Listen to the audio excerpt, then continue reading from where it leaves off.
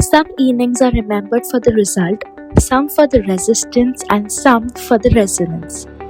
Every Indian cricket fan remembers that night in Mumbai, the semi-final of 2016 ICC T20 World Cup at the Wankhede Stadium, when Virat Kohli crafted 89 not out of 47 balls.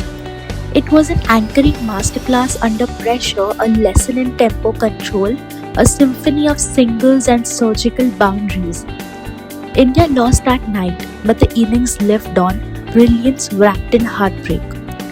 Fast forward to Eden Gardens, different night, different script, different ending, and yet something felt familiar. India didn't glide into chase, there was early instability. Two quick wickets, a murmur in the stands, the kind of start that invites West Indies in. And let's be honest, the West Indies cricket team are chaos merchants. You give them momentum, they don't knock, they kick the door down. This is where Sanju Samson stepped in. No drama, no overcompensation, no attempt to win the game in one over. He absorbed, he rotated, he steadied the pulse of the chase. If Kohli in 2016 showed us how to own the stage under pressure, Sanju today showed us how to dim the noise and tune into the scoreboard. Singles, doubles, soft hands, smart angles. He kept the required run rate under psychological control, and in T20 cricket, that's half the battle won before the ball is bowled. The middle phase then came with consolidation. It was not the reckless power, it was pacing with purpose.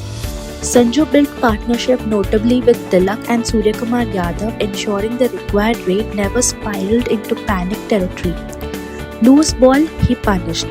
Tight over, he milled. Field up, he threatened. Field back, he nudged. This is what we call Kohli DNA structure, where the control follows the acceleration and acceleration follows responsibility.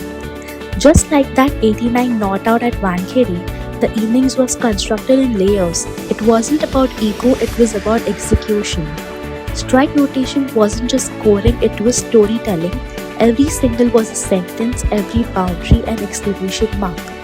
And then came the surge. Not a frantic explosion, a measured ignition. Sanju didn't panic when wickets fell. He didn't swing blindly, he didn't chase applause. He calculated and then he executed. Boundaries arrived not out of desperation but desire.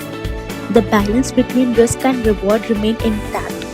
The strike rate ticked upward without tipping into recklessness. If Kohli's 2016 knock married control with urgency, Sanju's knock added closure to that marriage. In a virtual knockout, with Eden Gardens humming and history hovering, Sanju assumed dual responsibility: scoreboard custodian and emotional stabilizer. And here's the emotional hunch. In 2016, Kohli did everything and India still lost. That innings is remembered for dominance under pressure, a masterpiece without the medal. But this time, Sanju finished it. He didn't leave scars, he closed the chapter. Back then, brilliance felt unfair. Tonight, victory was in the air. And somehow, 2016's memories smile because this time, destiny was style.